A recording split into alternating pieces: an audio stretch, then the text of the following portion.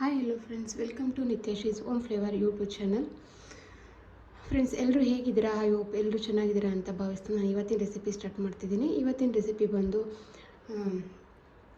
ಪಾಲಕ್ ಸೊಪ್ಪಿನ ಸಾಂಬಾರು ಮಾಡ್ತಿದ್ದೀನಿ. ಪಾಲಕ್ ಸೊಪ್ಪಿನ ಸಾಂಬಾರಿಗೆ ಏನೇನು ಐಟಮ್ ಯೂಸ್ ಮಾಡ್ತಿದ್ದೀನಿ ಅಂತ ಹೇಳ್ಬಿಡ್ತೀನಿ.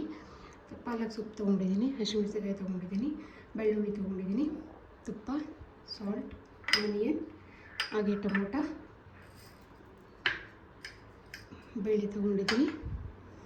ಒಗ್ಗರಣೆಗೆ ಕರಿಬೇವಿನ ಸೊಪ್ಪು, ಜೀರಿಗೆ, ಸಾಸಿವೆ, ಅರಿಶಿನ ಇಷ್ಟನ್ನು ತೊಗೊಂಡಿದ್ದೀನಿ ಫ್ರೆಂಡ್. ಇವಾಗ ಮಾಡೋದು ಹೇಗೆ ಅಂತ ತೋರಿಸ್ತೀನಿ ಫ್ರೆಂಡ್ಸ್. ಮೊದಲಿಗೆ ಸ್ಟವ್ ಹಚ್ಕೊಂಡು ಕುಕ್ಕರ್ ಇಟ್ಕೊಳ್ಳೋಣ.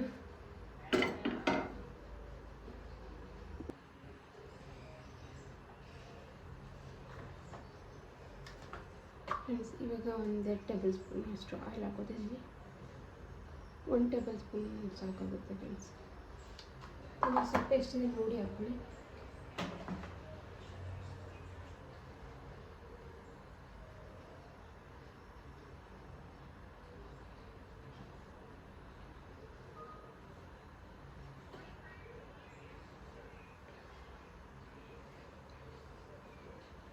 ಫ್ರೆಂಡ್ಸ್, ಇವಾಗ ಬೆಳ್ಳುಳ್ಳಿ ಹಾಕ್ತಾಯಿದ್ದೀನಿ.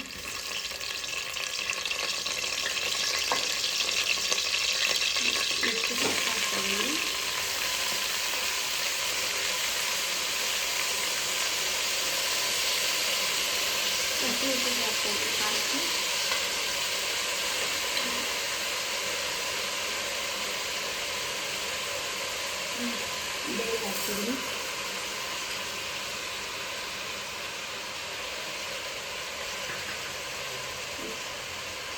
ಈರುಳ್ಳಿ,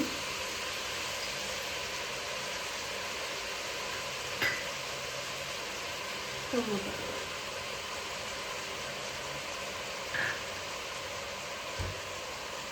ನೀರು ಹಾಕೋತೀನಿ.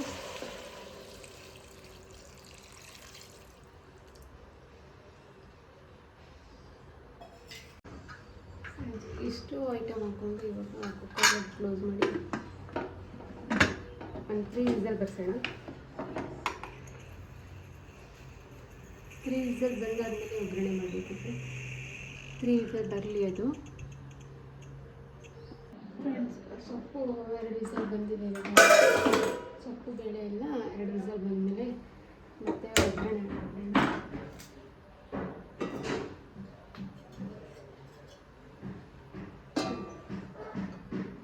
ಸ್ಪೂನ್ ತುಪ್ಪ ಹಾಕ್ಕೊತಿದ್ದೀನಿ. ಲೋ ಫ್ಲೇಮಲ್ಲಿ ಇಟ್ಕೊಂಡು ಸ್ವಲ್ಪ ಎಣ್ಣೆ ಹಾಕ್ಕೊಂಡು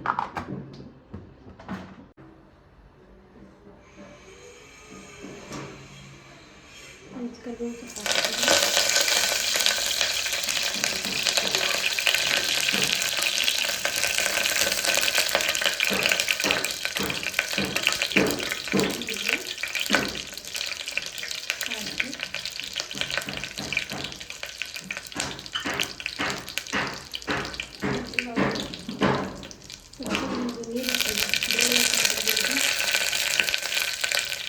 ಹಾಕ್ತೀನಿ.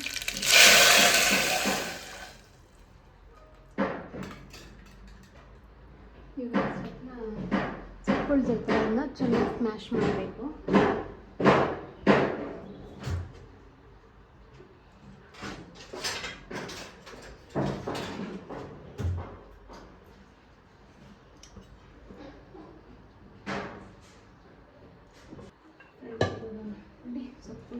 ಸೊಪ್ಪು ಬೇಳೆ ಎಲ್ಲ ಸ್ಮ್ಯಾಶ್ ಮಾಡ್ಕೊಂಡಿದ್ದೀನಿ.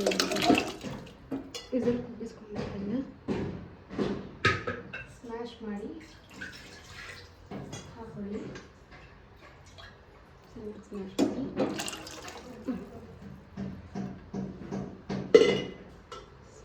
ಹಾಕೊಳ್ಳಿ ಫ್ರೆಂಡ್ಸ್.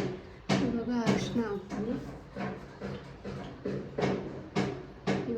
ಹಾಕೋತಿದ್ದೀನಿ.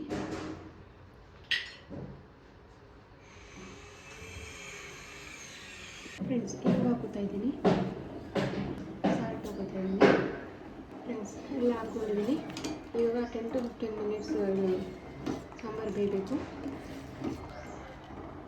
ಒಂದು 10 to 15 ಮಿನಿಟ್ಸ್ ಬೇಯಕ್ಕಿಟ್ರೆ ಏನು ಪಾಲಕ್ ಸೊಪ್ಪಿನ ಸಾಂಬಾರು ರೆಡಿ ಆಗುತ್ತೆ. ನೋಡ್ತೀರಾ ಅಲ್ವಾ ಹೇಗಿದೆ ಅಂತ.